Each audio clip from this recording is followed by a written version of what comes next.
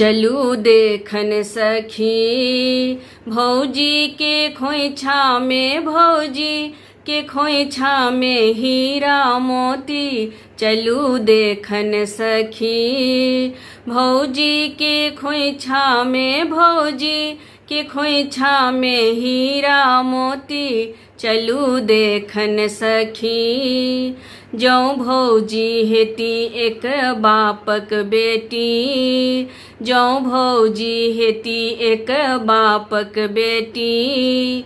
एक हाथे हरदी के, एक हाथे हरदी के फोड़िए देती। चलू देखन सखी भौजी के खोइछा में, भौजी के खोइछा में हीरा मोती। चलू देखन सखी जौ भौजी हेती